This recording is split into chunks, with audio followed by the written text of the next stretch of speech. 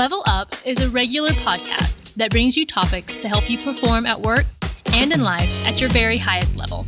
Your host is Dan Chiodo, an executive coach, corporate trainer, and author. He is president of Impact Training and Executive Coaching. And now, here's Dan. Thanks for the introduction, Jesse, and also for the new Level Up theme song. Love that too. Episode 36 couldn't be more timely. I say that because it's about a very important topic. And Dustin Storm is back with me today. This special podcast is so timely because it is about COVID-19. We can talk about what happened. We can talk about what's happening. But I think most important, where we are going with all of this. How is it going to change what we do? That's what you're hearing right now. Everything I'm reading, everything people are saying, it's about how will things change. So let's jump right in, get started. Dustin Storm, owner of Storm Cloud Marketing. Welcome. How are you, Dan? Great. I love this topic because I read your blog and I think it's just essential. So let me ask you, you delved into this, reaching out into the future immediately. Why did you do that? Well, generally, I think the prepare for the worst and hope for the best approach is a good one. And in this case, it's something that I highly doubt any business owner ever prepared for. So this is one of those situations where you think, okay, I couldn't have a plan for this already. So how am I going to react in the moment to have a similar effect to what a plan would have done? And now that just means, all right, what path is this heading on? It's trying to develop a plan is trying to have a plan of reactions and have more control over a situation. So at this kind of situation, you have to look at this and think, where is this going? And where do I need to be to survive at the end of this as a business? How do I need to react to this situation at different checkpoints to end up where I'm going? And looking at trajectory and looking at not just the short term of what's in front of you right now, but what is going to happen is one of those business habits that we need to have anyway, right? We need to be watching trends and watching how industries are changing and how economies are shaping and be able to react to those to be able to survive as a business. This is no different. This is just having to look at the ABC flow of a situation that we haven't seen before. We have to make some guesses, obviously, but we have to do that on different ends of the spectrum to be able to figure out what it is that we think is going to happen. And there's a lot of talk about what it is that's going to happen down the road. So starting to pay attention to some of those conversations is a great first step. Yes, and you also talked about what would happen if we were in this situation forever. I think that's really interesting because it does make you think about those changes and what you might need to do, because we don't know right now when we'll be out of this, right? Right. Yeah. And I think the first question that you have to ask yourself just to start down the path of I'm going to think about this problem and develop a plan is at the end of this, is your business going to be dead? Are you going to let this beat you? Because you're going to make that decision right now. It's either I'm going to start down a path to figure out how to survive, or I'm going to let this kill me right now. Even if it doesn't do it right now, it does it 3 months down the road. I'm making the decision by not doing anything that I'm willing to let this thing kill me. And I think as a business owner, that's the most guttural kind of, oh, hell no, I'm not going to let that happen. Like I started this thing for a reason. This is my dream. I've put everything into this. Okay, now channel that and put it into, I'm going to survive this thing. And then you'll be willing to do whatever you need to do to head down that path. And looking at is it going to be like this forever? I think is the prepare for the worst and hope for the best. Like if this changed how we as a society operate, even if it's not COVID-19 stay-at-home order forever, what if people develop more stay-at-home habits during this process? And at the end of this, we come out of it, but people are changed. And I think if you're preparing for what if they were at stay-at-home forever, it forces you to think of those things that could change and start preparing for them now. Right. So as a business, I might decide I'm going to close my doors. Or I might decide my business is not quite what it was or what it could be. I'm going to go into a different business because as an entrepreneur, you could do something else. It's you, not just the business you're in. Or you could decide, as you're saying, I'm going to make this right.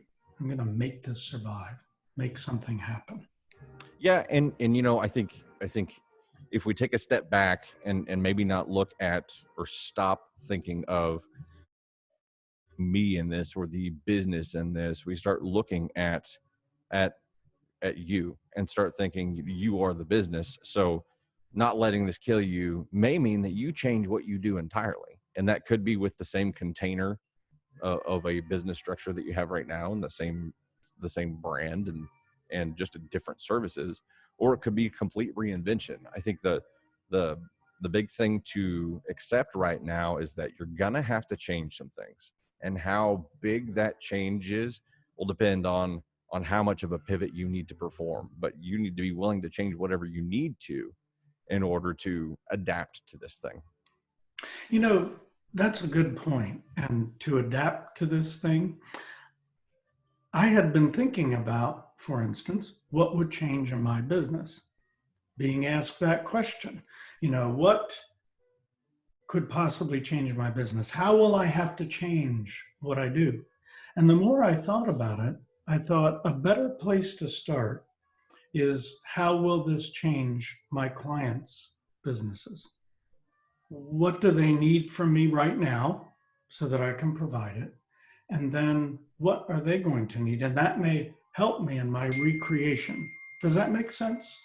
Absolutely. And that's one of the steps that I actually covered in that blog. It's the first one. And it's hard or let's not say it's hard. It's a knee-jerk reaction for business owners whenever they face problems to think about their problems and not what's the eventuality of causing that problem for them. And I promise you, if you stop thinking about your problems and focus on your customers' problems, it's going to solve your problems one way or another. Golden. Now, there's not a guarantee, but you're in business for a reason. It's to serve someone else. So if you think about what that person is experiencing and start focusing on that and try to put your problems in the backseat for a minute while you do that, you will quickly find, most likely, that those dots connect to just you having to pivot in order to keep your business strong. Yes. And we do have to pivot right now. Do you think that since this happened, that we are all getting better at being able to change? All no. I think we're being forced into some change, but you also have a lot of people who in different scenarios are hyper resistant to change right now. We have Americans are stubborn. You know what I mean? I mean, it's one of those situations where it can be something as small as being told not to be in a group of 10, or needing to sanitize or wear a mask or a glove or whatever it is that a person is bucking right now. There's a lot of bucking going on. I'm not going to let this stop me from living my life, and they can't tell me what to do. And I'm not going to let this thing affect me. And then people get affected by it. And I think it's the same kind of attitude if you as a business aren't willing to change right now. It's the same kind of attitude. You have to be willing to adapt to that environment for the safety of your camp. That's very true. Here in Florida, we had in one county a beach that might be closed. And then right next door, a mile down the road, that one in that county is open. So all the people who were at that beach go to the new beach because they want to be there. People could die because of that. And so same thing in our businesses. We ought to really take note of change. If we don't make some changes to adapt to this new world, we could die. And we don't want that to happen. I want to ask something else that I have been thinking about. It is so much better now that we're in this situation. And on the flip side of this, we're going to talk about your 6 great steps as to what we should be doing. But I was thinking about how important it is to be proactive. If you think about it, Bill Gates was talking about the chance of a pandemic that could affect this country and the world. He's been talking about it for 5 years. He has been in front of groups saying, this concerns me. This could be a big deal. But were we listening? And then in 2018, the pandemic committee was disbanded. Now, some of those people went to some other committees, so there is the argument, yeah, well, there was still some presence, but the group, the pandemic group, was disbanded. And the more I think about this, I think this really teaches us a lesson to be more proactive than reactive, even if we are in a meeting and someone says something that sounds completely bizarre. At least we should listen, because there might be something to it. There might be something that could prevent pain in the future. Do you agree with that? Yeah, absolutely. And I mean, there's 1,000 different ways to take this, and there's 1,000 different ways to apply this. I think in general, it's are you willing to think about what might happen? And this is a slippery slope, right? Because, oh my gosh, there are millions of things that could happen. And this could lead to just a general worry about everything that is going to happen. I mean, if we spent all of our time planning for all of the crazy things that could ever happen, we would be completely paralyzed by fear. And I think that fear is what kills us. Now, fear can be a great motivator too, right? I mean, we fear what we don't understand. And I think those of us who try to conquer that fear to understand, or try to understand what we fear. And that's where those plans come in, those what if scenarios. Well, yeah, we understand what could happen now and how we would react. We have more control of the situation. I think it's one of those things where yeah, it's okay to be afraid about these things. And I think gauging your level of fear about a situation should help us gauge the priority of response to it, or the priority of plan making for it. And I don't know, I can't say that as a nation right now, like, here are the top 10 things that could go wrong in order. But we should be able to say that as a business, you know what I mean? And our administrators should be able to say that as a nation. And I don't know where a pandemic fit on there.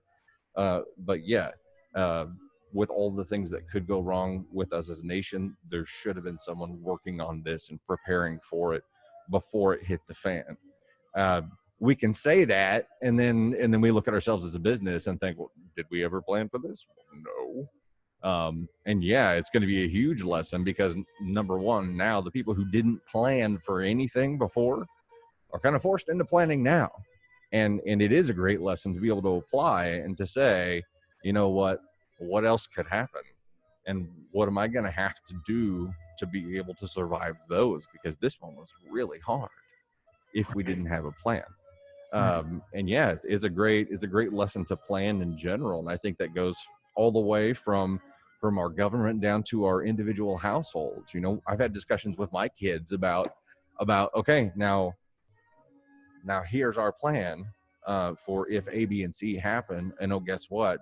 That's a similar plan for other emergencies as well. So let's go ahead and cover a lot of stuff right now and just say we're going to have this general emergency plan.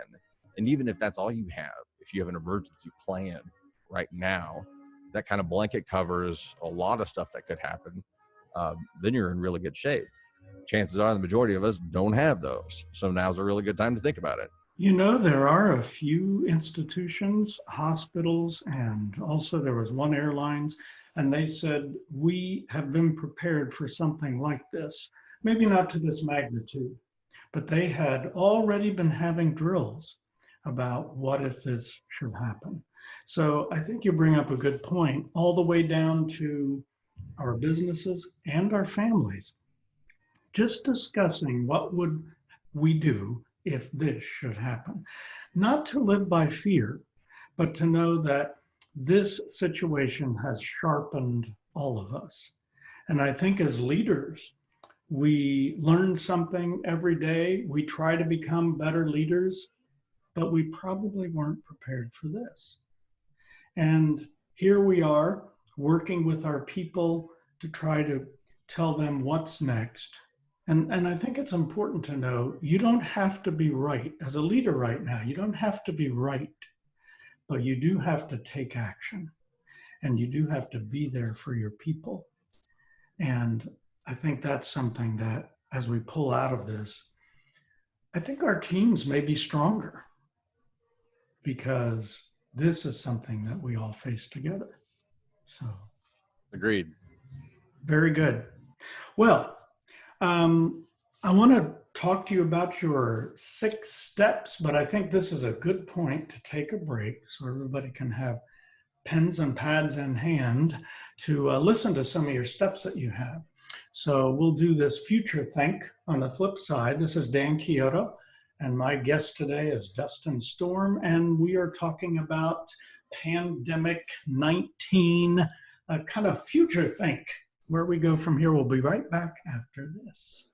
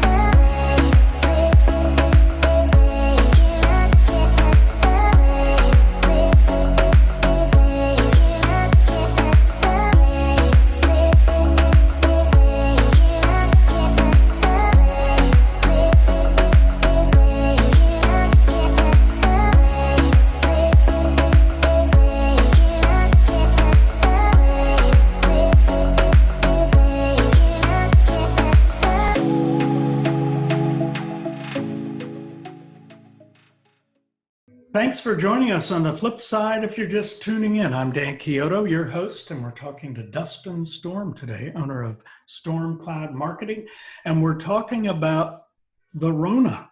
Yeah, I've just learned we call it the Rona. That's what the kids call it. And not to be mistaken with Verona, that's a very good coffee, but this is the Rona. And boy, you've got to find a little humor here and there. It's not easy to do. I remember when the Joplin tornado occurred, it was weeks because so many lives were lost, and it was weeks before I heard people they smiled and could feel like they could tell a joke or anything. And I think this is the same thing. It is a very serious matter, but gosh, you just want some relief now and then. So those were dark times, Dan. Those were dark times, and we have dark times now too. But yeah, I think part of the need for humor is that we're likely going to go crazy and crack and be laughing anyway. So you might as well have a little control over that situation, yeah, and try to at least get some kind of relief in it, however you can, legally. That's right. That's right. So, well, hey, let's launch into your 6-step plan. I want to hear all about that and want our viewers to hear and see that too. So what's a 6-step plan? Sure. And I'll try not to go too in depth on these as we go, because it's more general themes for each one of these that need to be taken away. But this came about because, oops, sorry, bumping you around there. This came about because we as a business had to immediately adapt, and we're a marketing firm for 30 to 40 different companies at any point in time.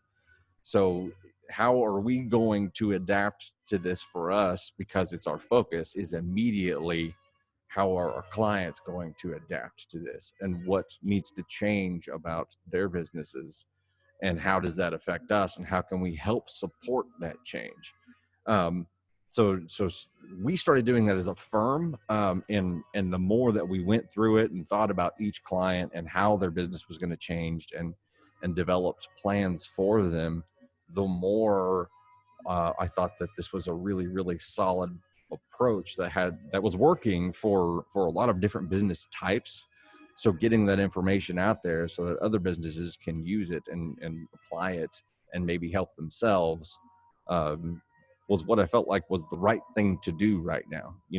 Right now we are all in this together, and we have to help share ideas in order for the world that is on the other end of this thing to be the world we want it to be. So that's where this came from. It's a labor of love more than anything, and it's not specific resources. It's not specific. Here's the solution. It is really convincing you as a business to take the step and commit to developing a plan to solve this thing. Excellent. So what's step one? We actually covered step one in the first segment here, and it's talking about defining new problems for your current customers. Okay. All right. And what we mean by that is that knee-jerk reaction you have as a business owner to think, how's this affecting me? And what problems do I have right now? We have to check ourselves on that a little bit and think about what problems our customers are having. Those people that we already have relationships with, what is life like for them right now? What struggles are they having? And don't limit this to the problems that you were already solving. Start thinking about everything that this changed in their lives and what new problems they're facing that previously had nothing to do with you. Let's think about their lives, and then kind of get a good picture of this is the new environment that they have, and these are the pains that they're facing right now. And that just getting that list down, number one, starts to get you a good picture painted of the environment that you as a business have to live in. Very good. What's two?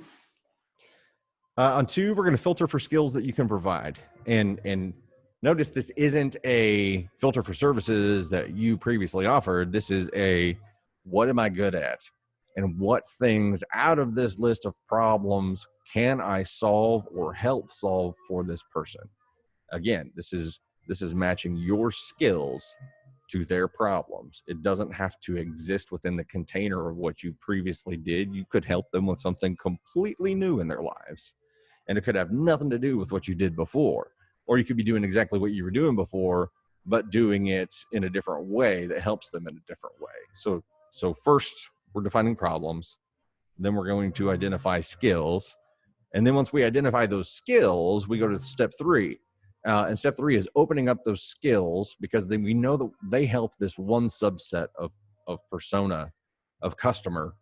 On the other side of that, is there anyone else that these skills can help?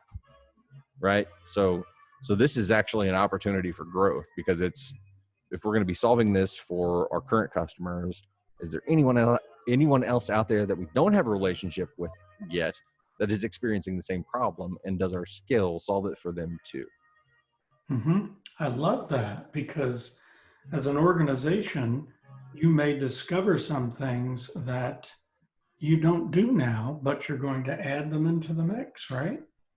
Yeah. And really, I think, don't get overwhelmed right now, right? Like, we're taking this very specifically and just saying, okay, list of problems for Carol, who's one of your best customers. What's her life like right now? That's it. Just a list of everything she's facing. And then skills that I have that can apply to some of these problems. So we're matching those two. Mm-hmm. And then we're just saying, who else can we solve those for right now? Like, don't think about how it's going to change your business or anything right now. Just match those things up.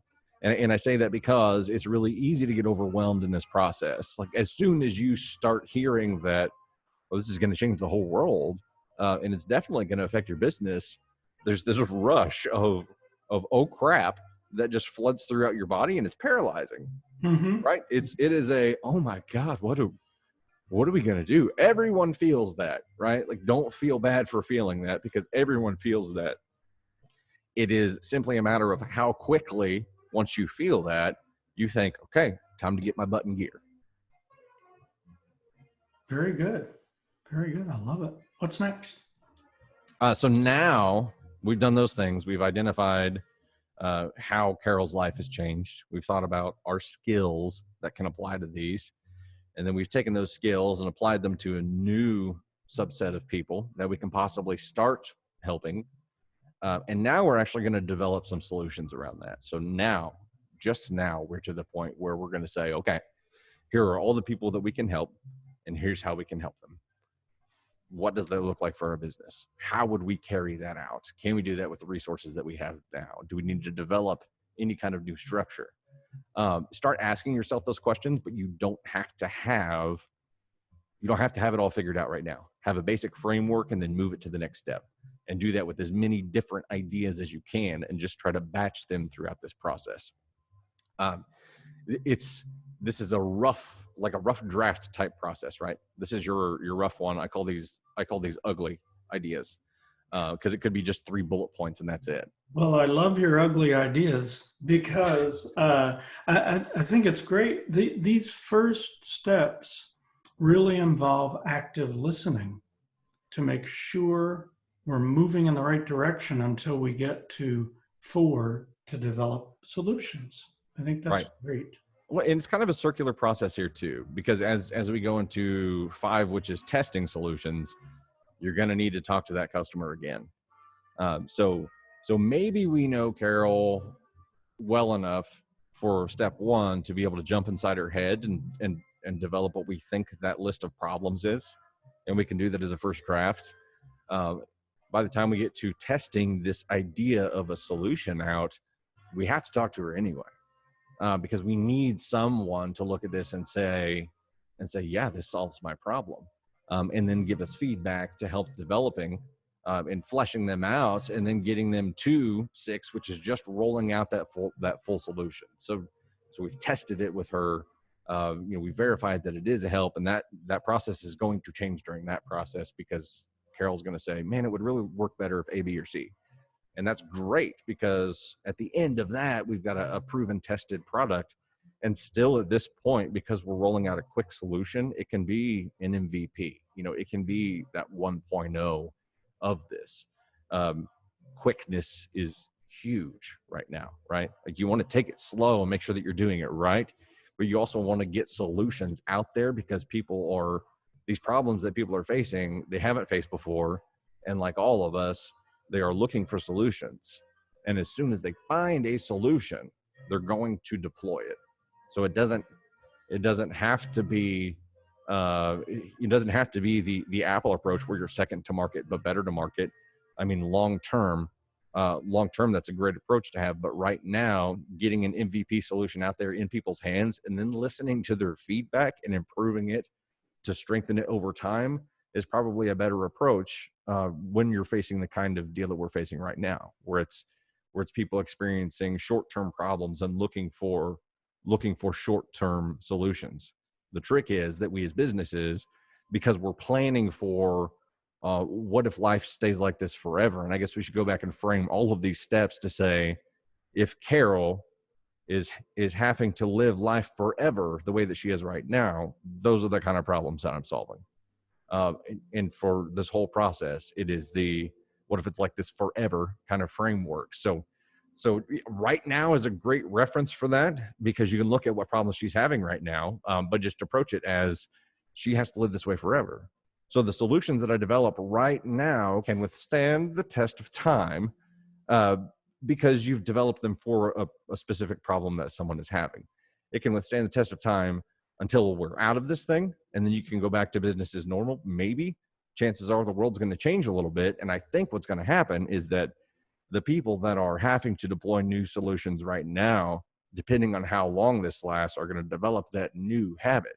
And at the end of this, if you've got a solution that they're using, there's a really good chance that they keep using it, because all of these things are convenience based anyway. And that as a world is where we were already heading. We were just forced into it a whole lot quicker.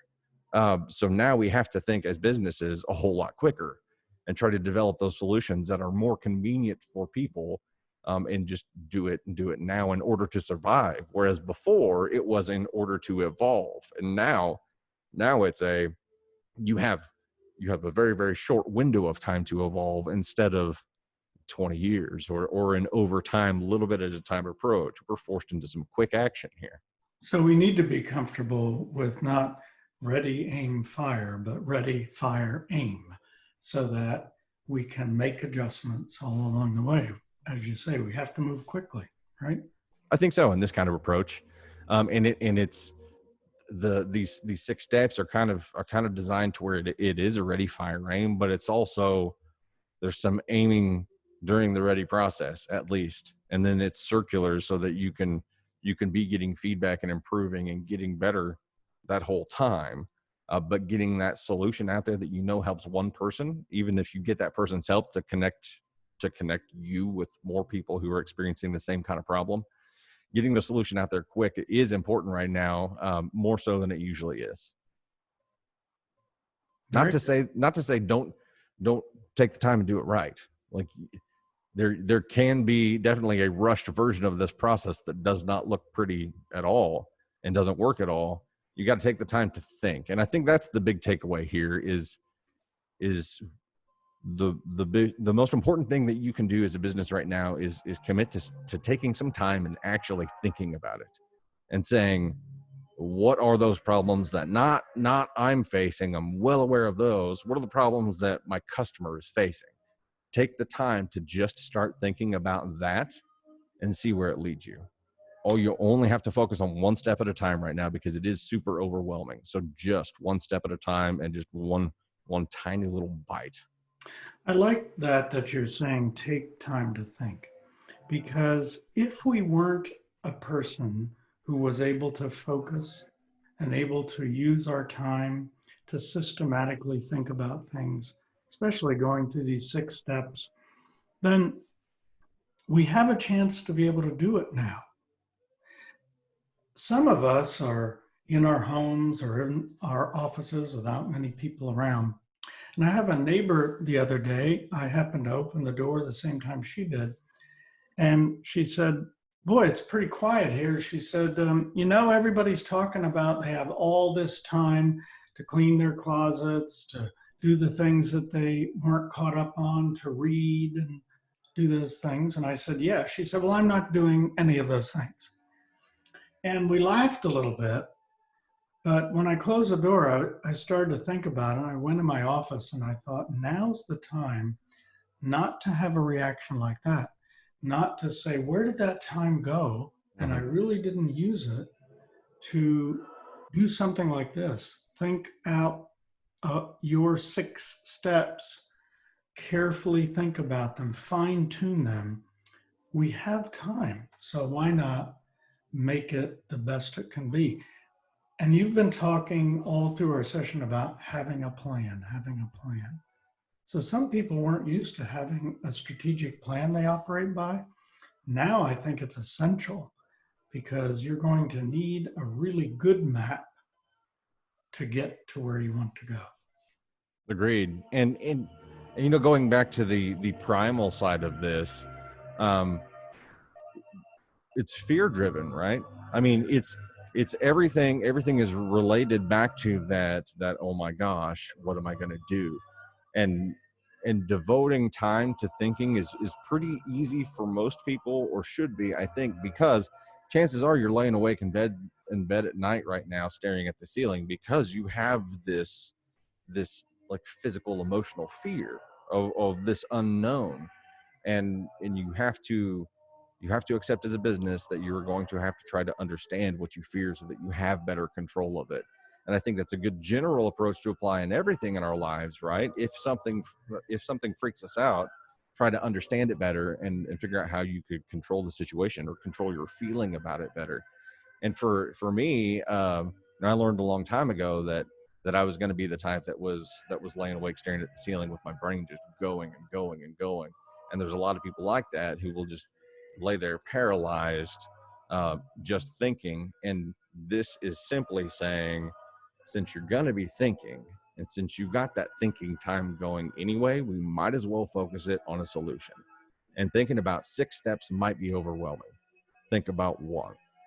Just focus on your customers' problems right now. And I think if that's all you tell yourself to do, next time I'm laying in bed staring at the ceiling, I'm going to think about the problems that my customer is facing instead of all the problems that I have in my life right now, and just see where that leads me. That one thing that we can take away from this should be doable for most people. Yes, and I think too that feeling like you are at work. So whether you are the only one in your office and you can be there, or whether you are at home.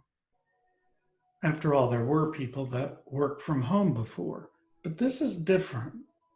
So when you're at home, not feeling, as you say, that paralysis that a person could feel. So it means dressing the way you dress for work. It means trying to think that way, create this new office environment because you don't know how long you'll be there. Right. And I also think if we take your 6 steps here, and if we maybe do a countdown, what I've done is taken my calendar where I'm looking at April and said, okay, it's a 30-day countdown. There's a chance that this will reach its peak at day 15.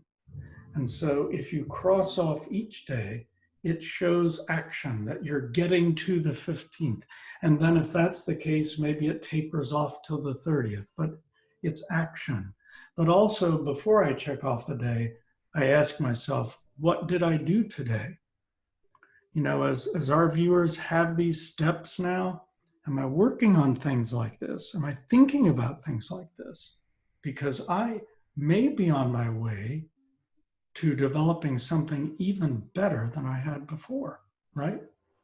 I would agree. And from the remote work perspective, I know there's a lot of stuff out there right now, resource-wise, about how to successfully remote work. And I would highly suggest diving into that material specifically, because we're not really going there in depth. And that's a completely different world that I think what you're talking about is great for.